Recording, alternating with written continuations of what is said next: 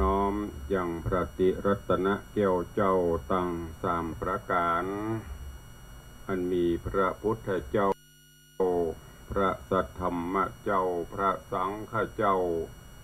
อันเป็นสรณะที่เปิ่งตีเคารพนับถืออันสูงสุดในชีวิตกราบคารวะแตบไตรไวยสาปารมีธรรมพระมหาเถรานุเถระ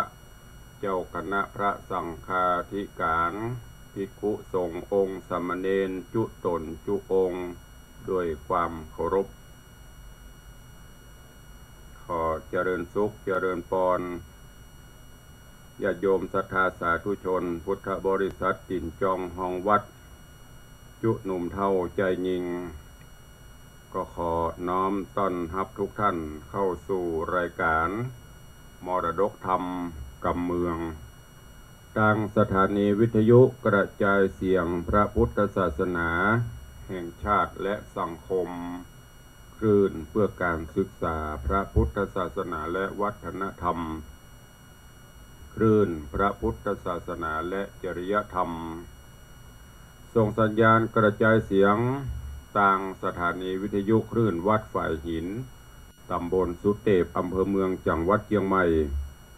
ในระบบคลื่นความถี่ FM 104.50 เมกะเฮิรตซ์สถานีวิทยุคลื่นพระพุทธศาสนาและจริยธรรมประจำจังหวัดเชียงใหม่ในความอุปถัมภ์ของมูลนิธิพระบรมธาตุเจ้าดอยสุเทพกระจายเสียงในระบบคลื่นความถี่ FM 96.0 เมกะเฮิรตซ์ตลอดจนวิทยุชุมชนเสียงตามสายออกกระจายข่าวตามวัดตามวาตามหมู่บ้านต่างๆพร้อมกันนี้ก็ขอยกมือ10 นิ้วกราบถวายการต้อนรับแล้วก็เจริญพรต้อนรับครูบาอาจารย์ญาติโยมครูบาอาจารย์พระเจ้าพระสงฆ์องค์เนรญาติโยมสาธุชน ที่ได้เข้ามาติดตามรับชมรับฟังทางภาพและเสียงการไลฟ์สดทาง Facebook ไลฟ์สถานีมรดกธรรมวัดวังสิงห์คำอยู่ในขณะนี้แล้วก็ติดตามทางทีวีวัดฝ่ายหินทางFacebook ไลฟ์104ธรรมะคลายเครียดทาง YouTube ตลอดจนหน้าจอ Facebook ไลฟ์ของ FC ญาติธรรมที่ได้เข้ามาแล้วได้กดแชร์ไปยังกลุ่มเพื่อนๆของทุกท่านเพื่อที่จะได้ติดตามรับชมรับฟังธรรมะแบบพื้นบ้านล้านนากันอย่างทั่วถึงรายการนี้ดำเนินโดยกล่าวกับผมอาตมภาพพระครูวิสิทธิ์ศรีลาภรณ์เจ้าคณะตำบลประแดดเจ้าอาวาสวัดวังสิงห์คำตำบลประแดดอำเภอเมืองจังหวัดเชียงใหม่เป็นผู้ดำเนินรายการนำเสียงธรรมะแบบล้านนาพื้นบ้านล้านนาเมืองเหนือเฮามาพบปะกับทุกท่านเป็นประจำตั้งแต่เวลานี้เป็นต้นไปปะกันวันนี้อากาศสดชื่นแจ่มใสเย็นสบายมาหน่อยหลังจากเมื่อตะวานี้จู่ๆก็มีฟ้าฝนตกลงมาหลายที่หลายทางก็คลายร้อนกันไปสร้างความชุ่มเย็นกันขึ้นมา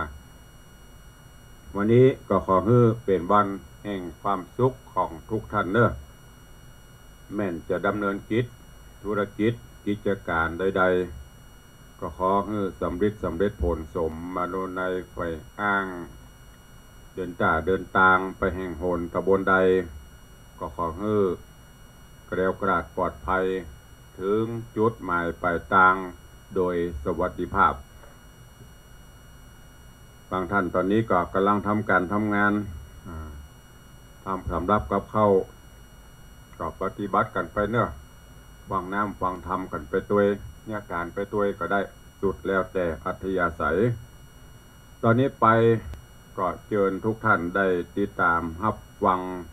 พระธรรมเทศนา ในเรื่องหงหินที่อาตมาภาพตุลุงได้นำมาเทศน์ให้ทุกท่านได้รับฟังเกือบจะอวสานแล้วเนาะเกือบจะจบแล้วหลังจากนั้นก็ท้ายรายการจะได้ห้างเวลาไว้สักเล็กน้อยเพื่ออู้เอยอู้จ๋ากับ FC อีพ่ออีแม่ญาติธรรมที่ฟังต่างบ้านต่างจอง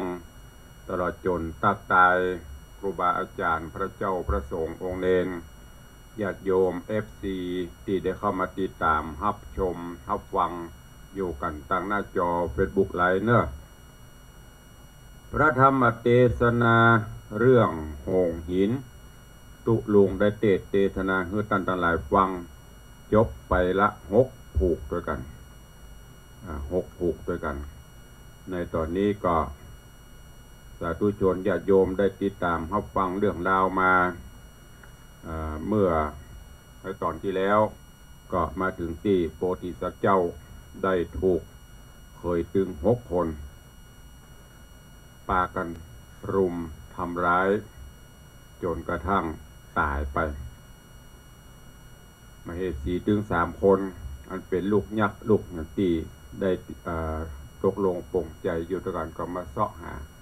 จนมาพบมาปะโอ้เนี่ยจะได้ช่วยกันบีบช่วยกันนวดช่วยกันปั๊มหัวใจเนาะจะให้เจ้าปิ๊กคืนมา ก็จนสุดความสามารถฮ้อนถึงองค์อมรินทร์พระอินทร์เจ้าฟ้าได้ส่องหูเล็งหันเหตุการณ์ต่างๆก็ได้ลงมาช่วยแล้วก็จุบชีวิตขึ้นมาเหมือนเดิมพร้อมกับบอกกล่าวให้มเหสีถึง3 คนว่าเฮาเป็นไผลูกที่ไหนไปจะได้มาจะได้จากนั้นก็สัตว์หย่องซานขึ้นสู่บนอากาศเมื่อโพธิสัตว์เจ้า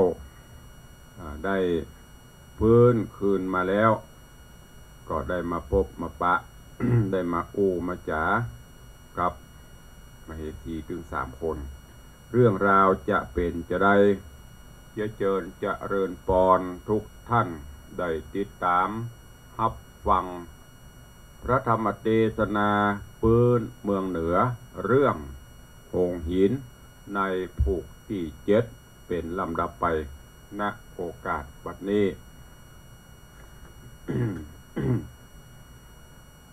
นะโม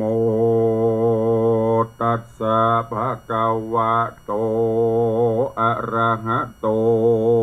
สัมมาสัมพุทธัสสะ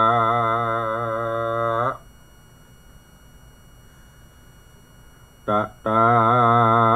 ตังทิสวาวัฏฐะอุมาโลชีวิตังอภิกามุนติสาทะโวดูราสปุริสะตังลายตังหญิงใจจุภูอันทะจุดาฟังนิยายยังไปแล้วพระตนแก้วจริงเทศนาว่าโสชีวิตังลาภิตวาดังนี้ภิกขเวดุราภิกขุตังลายตนทะรงสินไสวิเศษยามนั้นเต้าสหัสเนตปันตามการว่าได้ยุกยาเจ้ากุมารเฮือจื่นบานปีกฟื้นคืนแล้วโตนต้านเจียวก็เสด็จไปสู่ยังที่อยู่บนภาศาสอันเป็นอาวาสถานส่วนนอโพธิญาณได้จิตตวิญญาณโจมชื่นสนุกต้องตื่นลายสันก็ยังอยู่หัน3 วันเพื่อฮื้อเมียควันหายเน็ดเหนื่อยฮื้อหายโกนเมื่อยเอาแหงเจ้าก็สั่งเมียแป้ง3 ผู้ฮื้อปากันจอดยังอยู่สบายว่าดูราสมสายเฮ้ยเจ้าพี่จุงยังอยู่นี่สบายอย่ามีอันตรายสักสิ่งอยู่สุขยิ่งจำเริญใจอย่าไปไหนจากพี่ตราบจนกูพี่จากพี่คืนมา กูพี่จักไปหาอย่างพระมารดาออกเจ้าบาทนี้จักอยู่โศกเศร้าสันใดกันแม่สบายใจบ่ตุกยากบ่มีลำบากโศกาปีก็จากปีขึ้นมาบ่จะฮับเอาแก้วยอดฟ้าตั้งสามจะแลนากันเจ้าสั่งแล้วก็ขึ้นขี่โหงแก้วเหาะแล้วมาสู่ยังที่อยู่แม่เทวี ก็หารสุขจำเลินดีทุกค่ำเจ้าอยู่กับปู่กับเนี่ยเท่าสองขามกลางสวนอุทยานที่นั่นก็มีวานนั้นแหละสาปีเทวีส่วนนางวิมาลาโตนแม่หันและลูกเต่าแผ่มหานางก็มีหัตถยาจืนยาวนางก็รีบฟังเฝ้าไปหาลูกเต่าส่วนสองเท่าแย่ปู่ก็เล่นไปจูบ่จะฮับเอาหลานละเรียวไวแล้วก็ปากันมาสู่ในเย้าเฮือนสองเท่าเฟือนฟังเฝ้าเอาขันโตกเขาสู่เฮือลานนอกู้ได้กินสองเท่ายินดีมากก็ออกต้านปากภาษาไหลกับหลานใส่ใจไปดันป่าไปตามล่าญาติในไพรโหนตั้งไกลตุกยากตั้งลำบากบ่สบายยังว่าได้เนี่ยนายหรือป่าได้เนี่ยนายหรือว่าเป่าสองข้าเท่าถามจุประการ ยามนั้นเจ้ากุมารใบแวนจริงได้แจ้งเหตุการมาแก่ไอญิกาแต่ตนที่สืบตนถึงปลายถึงได้สามนางนายมาแฝงไฟแปลงอาเป็นเมียฮักไฟตามตนเดินไผ่สนต้องเต้าได้นางได้นำแม่เท่าปิกขึ้นมาเถิงโกงกาตาตั้งเก่าเขาอาจอ้างบุบปีฮือมดอินทรีในป่าอินตาเจ้าฟ้าลงมายาจริงได้ชีวิตมาดังเก่าแล้วเอาเมียเจ้าไว้กลางพราย เจ้าสะหลีน้องไปบุญแก่ได้เล่าให้แม่มันดาและไอญิกาตามเมยามนอนนางวิมาลาแม่เจ้าเอากับปู่ย่าเท่าสองขาได้ยินคำจาแห่งเจ้าอันมาบอกเล่ากำพรานหัวอกปั่นจักแตกฮ้อนให้เรกปั่นไฟน้ำตาไหลอาบย้อยเพราะได้ยินถอยกำจาแห่งปุตตาน้อยนาดนอนและนาเตปิส่วนพระมารดาตนแม่กับเท่าแก่ตั้งสองมีกำมองโศกเศร้าเอามือลูบหลังเจ้าพารมเปลี่ยนการจมขะคอยยามยังเจ้าน้อยกุมารกล่าวกำหวานอ่อนออมสมสู่พร้อมเพียงการแย้มือนั้นพระมารดากังไอญิกาปู่ย่ามีปิญาหายเศร้าก็มาปะควันเจ้าฮือหายโศกเศร้าสวดสดีเฮือสุขีเตี้ยงเต้าเฮือได้เป็นเจ้าแก่ประจาเฮือมียศหรือจาสลาบเฮือได้เป็นเจ้าภาพจุมปูแดเตนาวาานแล้วก็เอาฝ้ายเกี้ยวผูกมือตือขวัญฮับจอมตันดอดลาก็มีในกาละยามนั้นแหละนะ ตะตาโปติสาโตโอโหโอโอโอส่วนโปติสัตว์แงมเง่ก็อยู่กับแม่มันดาตั้งไอญิกาสองเท่าสุกเตียงเต่าสำราญโดยกรีบบานจบโดยกรีบบานโจมจื้นสนุกต้องตื่นอภิรมก็มีบานนอนแลเตนี้จากจะถึงยังพระบุญเรืองเต้าจะเอาเกิดพญาปรันตป่าจึงเอาต้นเป็นพญาเจ้าแก่เมืองปาราณสีเต้าก็มีความยินดีว่าปุตตาลูกเต่าไปตามเอาแม่เจ้าคืนมาเต้าก็วันนาซักเสริญกุลแห่งลูกตนบอกแล้วว่าลูกแก้วกูตึงหกใจหากเป็นสายปุริสาจาตฤทธีองค์อาจกระหารเมบุญสมปานแก่กล้าแม่กูไปโต๊ะไกลขอบฟ้าก็ยังไปเอาคืนมาได้กันบ่ใจใหญ่ยาตามยอบและประกอบโดยบุญนาก็บ่มีปัญญาไปเอาคืนมาได้และนาเต้าพญาสักเสริญสันนี้จุวันก็มีแล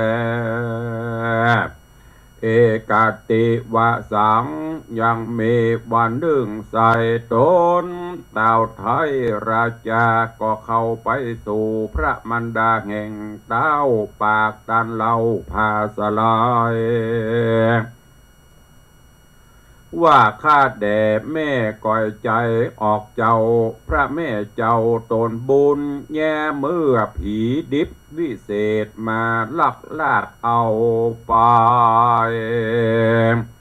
สู่ดงไพรป่าเศร้าเมืองเขาไกลหรือว่าไกลเขาเอาแม่ไว้สันใดเขาน้ำปัจจัยยังมีมากหรือโอดกันอยากสันใดขอแม่พระไข่บอกกล่าวหือหูข่าวกำไปพองเตนาว่าอันยามนั้นส่วนมันดาออกเจ้าก็บอกลูกก็บอกลูกตาแก่ลูกเต่าราชาวาตาตาดูราปุตาเฮ้ยหนอเต้าโตนแม่พระดาวเสียเมืองแสนตุกเขื่องใจจ่าแม่ทอบตามอดนาเข็นใจอยู่กลางไพรหาดหินได้นอนดินแก้มฝุ่นสายมุกมุ่นเป็นที่นอนหัวนวลมอนต้อนไม้แม่ยากไรนักนาอยู่เฝ้าเก้งหาตูบหน่อยตูขาคอยยินมองเฝ้าเหือนมุงตองกับโกยกลางลิงจวยเหี่ยวจานเป็นป่าตานมืดเศร้าตุกอยากเขาอยากไรนอนห่มเปลือกไม้ต่างเสือกินเนื้อปูปลากังมูลลาหัวมันต่างเขาตุกค่ำเจ้าวันคืนบ่มีไฟฟืนตามไตอยู่ร้องให้ถนอมใจกินของได้ก็ดิบบ่ได้หุงได้ต้มกินลูกไม้โขมหวานฝาดอดกลั้นอยากกินจิ้นดิบแดงแม่ก็แจงแม่ก็แข่งใจกินบันละหน่อยบ่ทาบ่ฮือกาดกอยขาดอินทรีย์บนปางหลังมีหือแม่ได้โป๊แผ่ยังกำ บัดนี้บุญตันช่วยกำได้พ้นต่างลำบากต่างพรานเฮ้อเจ้ากุมารหลานย่าเดินสอดล่าเบโหนแล้วป่ามาบนอากาศจิงได้กาดกว่าเอาคืนมาฮึกหายโศกาเศร้าโศกเศร้าจริงได้หันนาลูกเต้าตามเมืองนี้แหละนามืออนานพญาปรันตะปาบโตนเป็นพุทธาลูกเต้าก็ถามแม่เจ้ามาตาว่าอันตะมาตาดูราแม่เป็นเจ้าอันว่าลูกเต่าแห่งข้าหกใจผู้ใดบุญหลายกล้าแก่ไปได้ตามแม่ขึ้นมานั่นจามว่าอันยามนอนพระมารดาโตนแม่จริงกล่าวแก่เพียนจ้าตามความมาแต่เก้าเหือลูกเต่าทองทัดว่าดูราจอมกระซอดจึงเงาอันว่าลูกเจ้า6 คนแม่บ่ฮู้จักเขาสักคนไหนร้อยบ่ใจหลานผู้ไปเอาแม่คืนมาหลานผู้โอนั้นนะหากเป็นผู้อื่นน่าจ้อยจื่นโสภาหากมีเตจานุภาพอันใดภาพสัตถูในโลกจุมปูนี้ภัยบ่มีภัยเพียบได้มนุษย์ต่ำไตโลกาต้านเอาแม่คืนมาโดยบนอากาศบ่ได้ยาบ่ได้ย้ายบาดเดียวดินแง่เมื่อผีดิบบินไปหากินในป่าก็ยังไปเอาแง่ขึ้นขี่หงบินลัดดงกลางอากาศซ้ำได้เมียฮักราชตั้ง3ไต่เติงตามมายะหยวาดได้มาตั้งผาสัจจุโคโอนโคนมาถึงหิมโจนฟังกำแน่ก็หืนนอนลา3 คนไว้ตีหิมโจรกลางป่าแล้วเอาแม่ย่าเดินจรถึงฝั่งสากรไปนาไปลอดที่เขา6 ใจอยู่ท่าเขา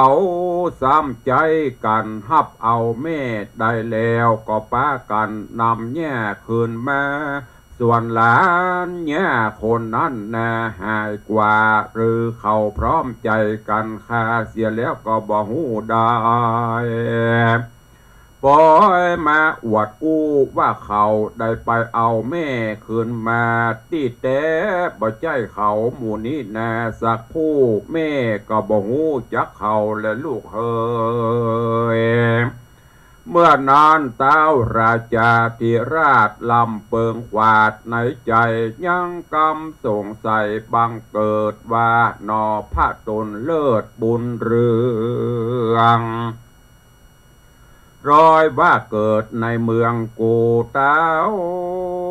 แดนเดียเขตแดนดาวเขตปาลานีและกากูจักลองหาดูก่อนเตอะแน่ว่าอ่านแล้วเต้าผ่านแผ่วกษัตราก็โปงลาดจะอาจหยาบแก่เจนาอ้อมมาดหือไปเป่าแก่ไพราชประจาคือพร้อมกันมาเล่นมะโหฬารศพอันใหญ่คือแปลงขัวไตเข้ามาหาแล้วแปลงหอประพาคือแม่คืนอยู่เล็งดูหมู่คนมาเฮ หันโสดเจนตาเล็งพอหันต่อกู้คนก็มีแลแย้มนอนคนตั้งลายเขาพันภายไต่เต้าตุกหนุ่มเทาลิงลามลู่ไล่ลามโตตามอัจญาเต้าสนันตัวดาวเวียงใจก็มีแลนะส่วนเจ้าวัฒนะกุมารอันอยู่อุญญาณกับแม่ไทยก็คือได้แต่ในใจว่าจักไปดูต้านเลนพอคนเป็นเส้นเลนมโหสโลมเจ้าก็ออกจากสวนอุญญาณไต่เต้าเปื่อเข้าไปสู่เวียงใจโต้ยตามเข้าไปตามขัวอันไก่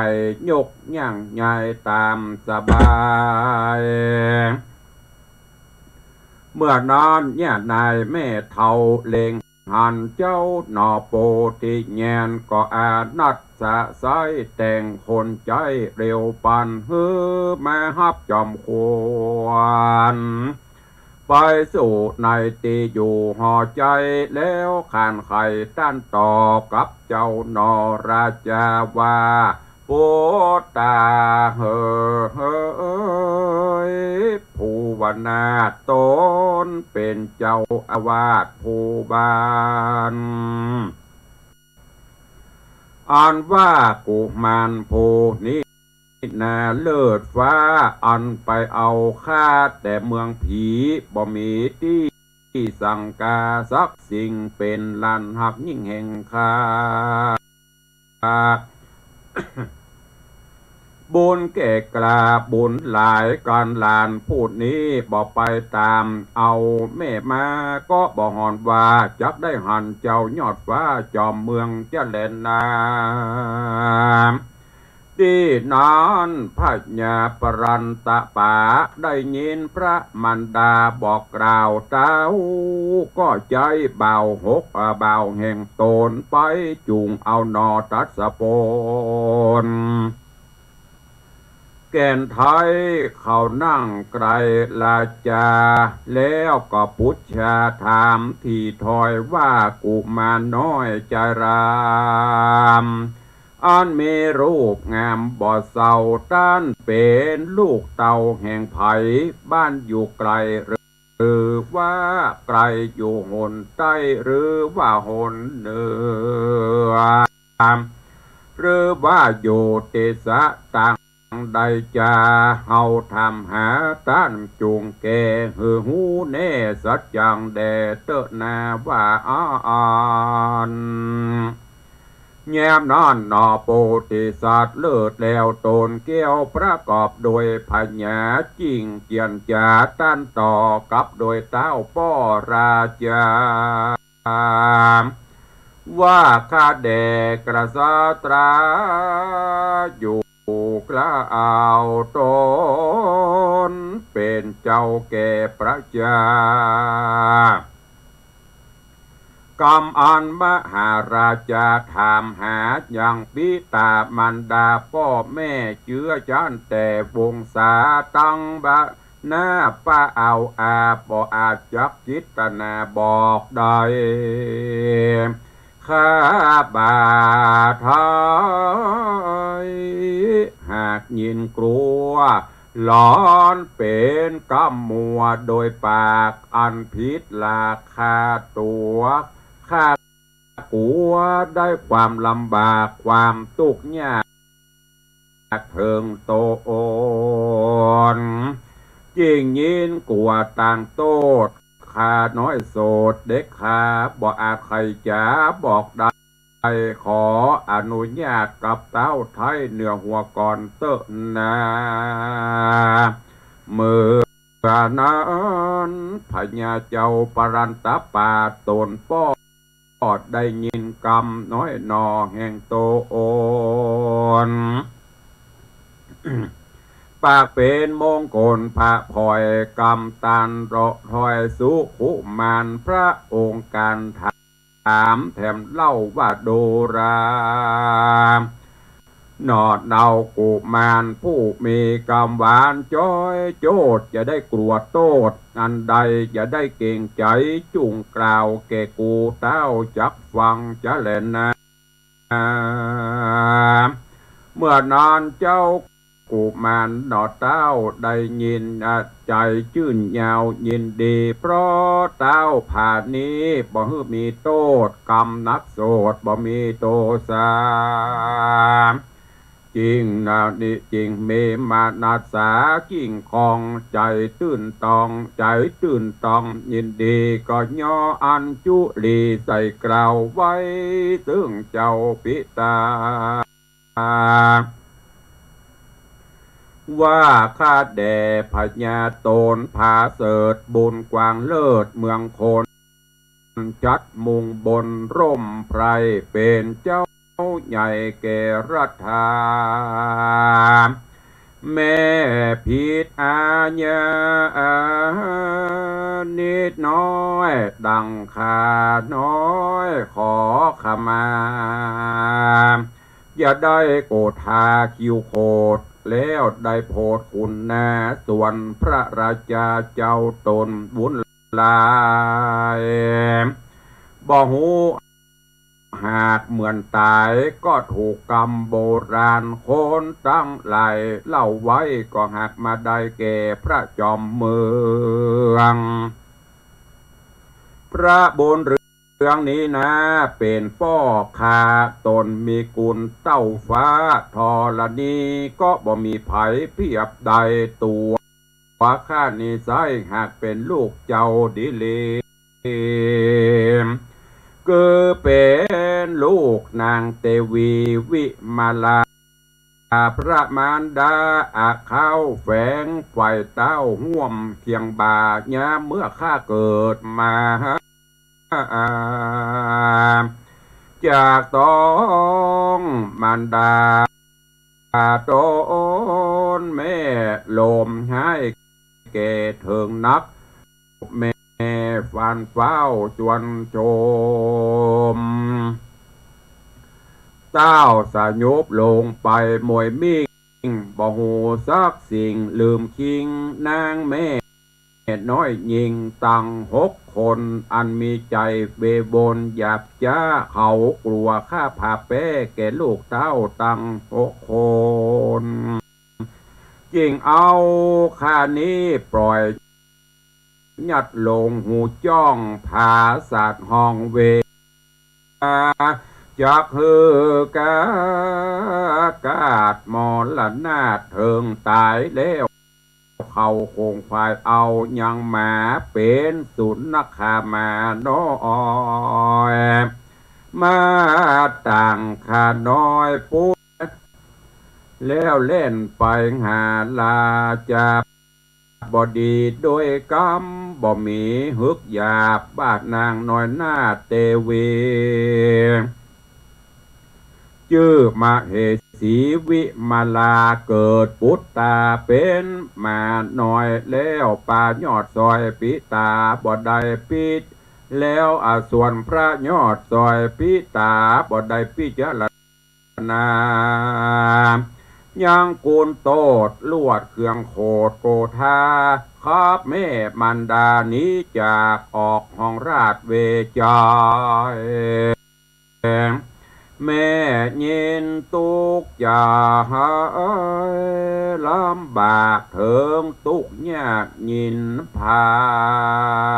นนี่ไปอยู่ส่วนอุทยานแก่มป่าอยู่กับปู่กับย่าตั้ง2 แม่ส่วนข้านี้นะเมปุญญาบ่ลางจากตายความนาพระอินตาเจ้าฟ้าเสด็จมาฮับเอาตันนำไปสู่สวรรค์ฟากฟ้าก้อยกอมทาเลี้ยงดูปอข้าอายุได้7 ปี ตุกราวีนักแก่อยากกินนมแม่มันดาส่วนอินตายิ่งโยดได้ภายโพดคุณนาฮือก้อนผ่าวิเศษกลายกระเปดเป็นหงเฮือข้าขี่ลงจากฟ้าพร้อมกับพร้อมกับจักราวิเศษดาบติบเทพกันใจข้าก้อยใจกับแม่อยู่อันอยู่ดาวแก่อุญญาณบ่เมินนานสัตลำขาหน่อยพร่ำเตียวมาเล่นกาปูตา6 พี่น้องอันเป็นยอดซอยแห่งเจ้าตุกคำเจ้าดิลีและนาเนติตังขีญานสังวันนาวิเศษจาห้องเหตุธรรมเทศนาหงหินผูกทวนตี7 ตอนที่1ก็บังโกมสมฤทธิ์สเดชพระธรรมเทศนาหงหินลำดับมาถึงยังผูกทวนตี7 ตอนที่1เนอะตอนนี้เริ่มเข้มข้นความลับต่างๆเริ่มเผยออกมากำน้อยละตอนนี้โพธิสัตว์เจ้ากำลังโอ้จ๋าเล่าเรื่องที่มาที่ไปต่างๆคือกับพญาปลันตป๋าอันเป็นป่อแห่งตนเรื่องราวจะเป็นจะได้กล้วยติดตามไปก็เดี๋ยววันต่อไปก่อนที่จะเทศน์ตุลุงจะได้เอาเนื้อหาในตอนนี้มาสรุปให้ท่านทั้งหลายได้ฟังคำติดตามถ้าฟังไปเนอะฟังแล้วก็เก็บแกะกลไกเอาสาระเอาแกนเอาสารน้อมแต่ไปคิดพิจารณาใจในการดำเนินชีวิตประจำวันตัว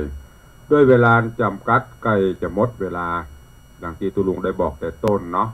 ก็จะได้เหลือเวลาสักเล็กน้อยปู่จ๋ากับครูบาอาจารย์ทางที่ต่าง Facebook แล้วก็ต่างที่ฟังอยู่ต่างสถานีวิทยุต่างบ้านต่างจองตัววันนี้ก็ขออนุญาตทักทายครูบาอาจารย์ต่าง Facebook พี่น้องญาติโยมต่าง Facebook กันเนอะสายตาก็เริ่มจะฟูไฟแล้วนะตัวหนังสือธรรมก็น้อยเพ่งคอม2 อัน 3 อันเริ่มจะแสบหูแสบตาก็ถูกพ่องตักถูกพ่องประถูกพ่องตักข้ามไปพ่องก็ต้องขอประทานอภัยขอสุมาภัยกับญาติโยมศรัทธาเนอะขอเจริญปอนกับแม่เลี้ยงเนอะวันนี้แม่เลี้ยงมาเป็นอันดับ1 โยมแม่เลี้ยงทัดพิชาสุสิงคำส่งสติกเกอร์พนมมือสาธุยามเจ้าขอขอบคุณอนุโมทนาบุญตัวเองแล้วก็เจริญปอนคุณโยมเพชรโยมเพชรเจริญพรคุณโยมสลินทิพย์บุญเลิศเนอะเจริญพรยายเพลินเปื้อนเกษตรน้อมถวายการต้อนรับหลวงพ่อท่านพระครูสถิตเจติยารักษ์วัดเจดีย์แม่ครัวเจริญพรโยมอังคณาโยมอังคณาชัยมงคลน้องเจี๊ยบอยู่สวีเดนติดตามรับฟังที่ประเทศสวีเดนก็บุญรักษาเนอะลูกหลานบ้านเฮาไปอยู่ต่างแดนอยู่ดีมีสุขนะเจี๊ยบเนอะบุญรักษาตัวเจริญปอนโยมทองคำทิวงคำเจริญปอน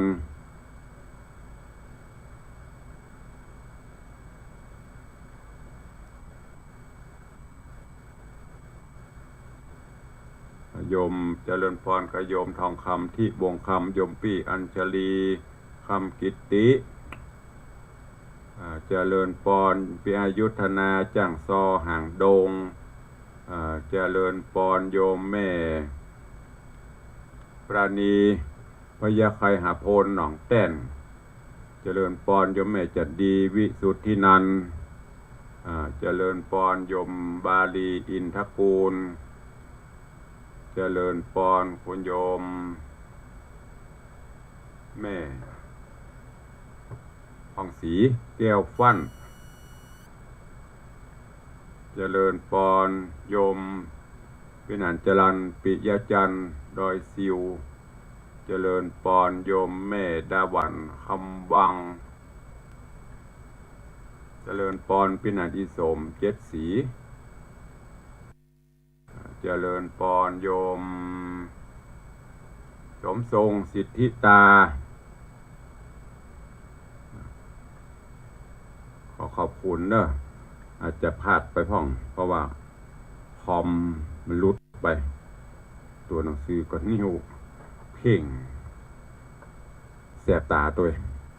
ขอประทานอภัยถ้าตกหล่นเนอะนี้เป็นญาติโยมที่เข้ามาติดตาม FC ต่างหน้าจอ Facebook ไลฟ์ก่อนที่จะได้ผู้ได้จ๋าพี่น้องศรัทธาต่างบ้านต่างจองตุลุงขออนุโมทนาบุญกับ FC ญาติธรรมเนอะที่ได้เข้ามาที่ได้ร่วมโมทนาบุญในการระดมทุนจัดพิมพ์หนังสือที่ระลึกทำบุญอายุวัฒนมงคลครบรอบ60 ปีของตุลุงที่จะมีขึ้นนี้อย่างที่ได้แจ้งได้บอกไปปีนี้เราจะพิมพ์หนังสือเป็นที่ระลึกมอบให้กับญาติโยมศรัทธาตัวเองก็ท่านผู้ใดจะร่วมโมทนาบุญเนอะเป็นเจ้าภาพเล่มละ150ไม่ใช่ปู่จ้าไปบ้านนะช่วยตุลุงกาพิมพ์เปิ่นคิดต่างล้านเปิ่นคิดเล่มละ150เพราะว่าหนังสือมันหนาพ่องอาจจะเป็นหนังสือที่จะพิมพ์เป็นคำไว้คำสาสาระเรื่องราวดี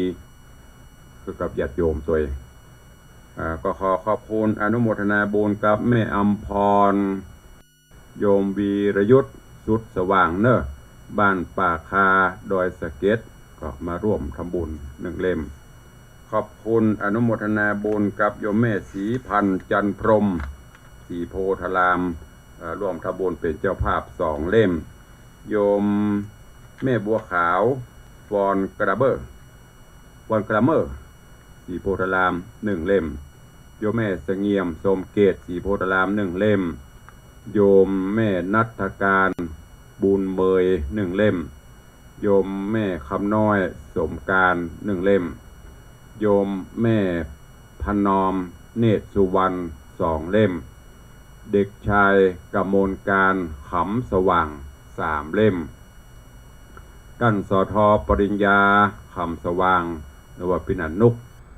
มัคคณายกตัวเป็นสทตัวเป็นหลายๆอย่างใจบุญสุดตานได้มาร่วมเป็นเจ้าภาพด้วยแหม3 เล่มก็ขอบคุณอนุโมทนาบุญเนอะแล้วก็มีเพิ่มเติมโยมแม่ปราณีพยัคฆ์ไคหพลหนองแต้นเพิ่มเติมเป็น10 เล่มขอบคุณกับแม่ปราณีพยัคฆ์ไคหพลด้วยเนอะเป็นเจ้าภาพพิมพ์หนังสือ10 เล่มเป็นเจ้าภาพต้นทอง1 ต้น 10,000 บาทแล้วก็มีโยมแม่ปราณีโยมแม่จันดีวิสุทธินันท์เจดีย์แม่ครัวเป็นเจ้าภาพ2 เล่มสังฆทาน1 ชุดเจ้าภาพเจ้ามูลราชสัทธาเก้ามีโยมปเลียงธนวัฒน์แม่เลี้ยงทัดพิชาสุสิงคำร่วมเป็นเจ้าภาพในการจัดพิมพ์หนังสือจำนวน108 เล่มเป็นเจ้าภาพสังฆทานเป็นเจ้าภาพต้นเงินเป็นเจ้าภาพหลายๆอย่างอยู่อันนี้เป็นรัตนอุบาสกอุบาสิกาเจ้ามูลราชสัทธาเก้าก็ขอบคุณอนุโมทนาบุญด้วยเหลือเวลาแถมประมาณน้อย4 นาที5 นาทีก็จะได้เปิดหน้าไมค์พูดจากับพี่น้องต่างบ้านต่างจองเนาะใครจะอู้จะจากับตุลุงก็เข้ามาเด้อเข้ามาได้0817836540ก็ช่วงนี้ก็ใกล้งานวันวิสาขบูชาเจริญพรโยมแม่จันดีนมัสการแม่คุณแม่บัวนำเนื้อจดเนื้อ2 เล่มแม่บัวนำจันแก้วแม่บัวนำจันแก้ว เจ้าแต่2 เล่ม 2 เล่ม เจ้าเพื่อสตางค์มาฝากแม่ไว้ละแต่เดี๋ยวแม่อันเขาโอนเท่าทันนะคะ ได้เล รวม ย ในความแม่4 เล่มเพิ่น2 เล่มเป็น6 เล่มเนาะเจ้า อนุโมทนาขอบคุณนะแม่เนอ เจ้าเพิ่นจะคงจำได้แต่คนนี้นะ ฟัง96เพิ่นฟังแต่96อ่ะ เจ้า สา แล้ ธุ วเพิ่นก็เลยตั้งจากแม่ตะวา สาธุอนุโมทนาเด้อน มัสการเจ้า ขอบคุณโยมแม่จันดีสะพานบุญตั้งสายเหนือสายเจดีย์แม่ครัวแม่บัวนำจันแก้วเนอะตั้งเจดีย์แม่ครัวนำปัจจัยฝากเป็นเจ้าภาพพิมพ์หนังสือผ่านสายบุญโยมแม่จันดีวิสุทธินันท์จำนวน2 เล่มใครไปได้มาตั้งเจดีย์ก็ดีตั้งอะไรอย่างก็ตั้งโซนตั้งเหนือแม่แฝกก็ดีฝากโยมแม่จันดีได้เนอะใครไปวัดไปวัดเจดีย์ก็ฝากโอ้แม่จันดีฝากกำเนิดได้หมดแต่ว่านี่ท่านสท.ปริญญาคำสว่างสท.นุกก็นำปัจจัยพี่น้องศรัทธา FC ต่างสีโพธารามสารปีเขานี่พี่หนานว่าโอ้เพิ่นฟังตุลุงหลายก็เลยผมบอกเพื่อนว่าจะมาฝากกันมาเนี่ยโมทนาสาธุก็ช่วยกันเป็นกระบอกเสียงเป็นข่าวฝากไปตัวเนอะอันเนี้ยช่วยกันไปเตอะโยมเฮ้ยแชร์ไปสร้างบุญบารมีไปทำบุญส่วนตานบุญคือความสุขใจอย่างตุลุงว่านั่นน่ะเป็นสะพานบุญบอกกันไปสิ่งดีๆแชร์กันไปบอกกันไปอันที่มันบดีมันต้องไปแชร์มันต้องไปโซนอย่างถึงวันนี้เขาสังเกตพอเจอข่าวถ้ามันบดีมันพลาดมันเผลอไปเจอมันบดีป้ากันซ้ำป้ากันเติมอันที่ดีๆอย่าตุลุงบอกว่าแชร์ไปเตอะมีคอมเมนต์หลวงพ่อก็มีสัก10 คนลองพลาดลองบดีมันโปดคอมเมนต์ด่าอย่างก็คงจะหันละข่าวเนาะข่าวพระเจ้าพระสงฆ์ตะวามันซึนทั้งที่บ่ฮู้ว่าเปิ้นจะเป็นจิ้มหมายจะได้โอ้ปากันลุมด่าคุณลงไปพอที่เขาคอมเมนต์มีชิ้นดีสักอย่างด่าบดแล้วตัวเก่ากับบ่ฮู้มันเป็นจะได้จะไปฟังอันน่ะบอกวันดีจะไปด่าเปิ้นที่บ่ดีจะคอมเมนต์ไปเลยเนาะฝากไปตัวเจริญปอนเอามาแล้วบอกโอ้มาแล้วบอกก็เติงหาหรอกแต่จะมันโทรศัพท์มันเต็กมาให้ได้จ้ะเต็กมาได้หมอได้ซื้อเปลี่ยนให้ใหม่เนาะมันมาใจเยอะมันตัวน้อยมันพอไปหันที่พอเรียกแบงค์500แบงค์ปานหุงเนาะบางทีแบงค์500ได้แบงค์20แบงค์500แบงค์ปานนี่หุงเนาะมันกูหูจ้านะเจ้านั่นแหละหูจะน้อยจนไปใหญ่เอาละว่าเล่นบ่ได้ดีละเข้ามาเป็นกำลังใจสาธุเนอะเด็กหญิงจันคำแสงบุญถามว่าโทรศัพท์บดีแฮมได้ซื้อแฮมใหม่เราถูกหวยก็เนอะถ้าหวยประถูกหรือว่ามีสตางค์ไปซื้อตัวมันน้อยบอกให้หันทีแล้วบางทีเลขแบงค์500แบงค์ปันหันชัดเจนนะอันนี้เซลคนเท่าเล่นบ่ได้เนอะเป็นอย่างดีละก็ว่าแม่มอนไปไหนเมินให้เซฟไปว่าโทรศัพท์ตัวมันน้อยเจ้าอย่างเจ้ามันรู้ตัวมันน้อยตาคนเท่าเรา80 90เป็นธรรมดามีแฮมก็สักสาย2 สายวันที่2เขาจะเตียวขึ้นดอยเนอะแล้วก็คณะสงฆ์อำเภอเมืองเชียงใหม่คณะสงฆ์จังหวัดคณะสงฆ์จังหวัดส่วนราชการจังหวัดเปิดงานสัปดาห์ส่งเสริมพระพุทธศาสนาที่วัดพระสิงห์ไปเมื่อวันที่28ละแล้วก็ส่วนของอำเภอเมืองเชียงใหม่คณะสงฆ์ทุกวัดก็จะจัดกิจกรรมที่วัดสวนดอกเนอะวันที่2เจริญปอนโยมแม่รวดเร็วฉายเลยเวลาหมดและเร็วๆว่าไปต้นงานนี่จะให้เอาต้นคามาก็จะเอาปลาคนเดียวค่ะตามใจเอาสะดวกแม่ว่าเอาแม่ท่านจะปลาไว้อย่างกุเตื้อเดี๋ยวใกล้ๆพวกแม่เมินอยู่คะแนนหอมสตางค์เพราะต้นไม่มีปัญหาเดี๋ยวจัดให้ก็ได้แล้วหนังสือนี่เอา จ้า หนังสือนี้ต้องมาก่อนต้องไปจ่ายร้าน อ๋อ คนละส่วนกันเนอะ เดี๋ยวเอาเข้าธนาคารแล้วจะบอกแล้วนะ ได้เลย เจ้า สาธุนะแม่เนอบุญรักษาเจริญปอนเจ้าขอบคุณโยมแม่ประณีนี่ก็เป็นผู้อุปถัมภ์รวมบุญมากูปีละ10,000-20,000ก็ขอบคุณบุญรักษาเนอะเอาแล้วเนาะเวลาหมดเวลาขอนำรายการจากไปก่อนปะกันใหม่วันต่อไปเนอะวันนี้ก็ขอความสุขสวัสดีจุงบังเกิดมีครับครูบาอาจารย์ท่านเจ้าปออกไม่ออกศรัทธานาบุญจุตนจุองค์จุผู้จุคนเนอจตารโรธรรมาวัฏันติอายุวันโนสุขังปะลัง